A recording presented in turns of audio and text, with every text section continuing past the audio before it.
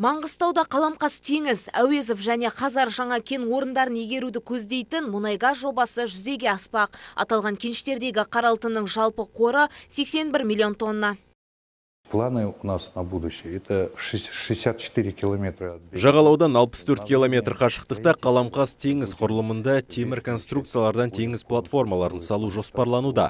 Қаламқас теңіз және Қазар құрылымдарындағы учаскеде жалпы қоры 81 миллион тонна мұнай бар. Сонымен қатар Ақтауда кеңсе ашуды жоспарлап отырмыз. Алдағы уақытта Каспий теңізінің құрлықтағы бөлігінде де жұмыстар жүргізіледі. Қазмұнайгаздың шетелдік стратегиялық серіктесі ресейлік Лукойл компаниясы. Жобадағы үлестері 50-50. Ауқымды жұмысты іске асыруға 6 миллиард ақш доллары көлемінде инвестиция тартылады. Облыс әкімі Нұрлан Ноғаевтың айтуынша, жоба тек Маңғыстаудың емес, бүкіл қазақ елінің экономикалық әлеуетін арттырады. Қасым-Жомарт Кемелұлы әрдайым инвесторларға қолдайлы жағдай жасау жөнінде,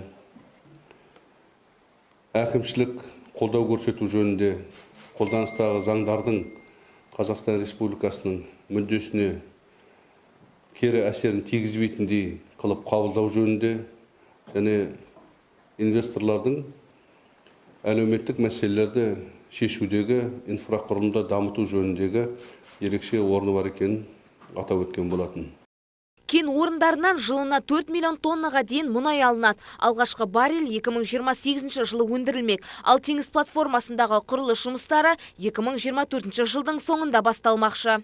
Бибігүл Таңатар, Жанар Низамутдинова, Каспия Ньюс, Маңғыстау облысынан.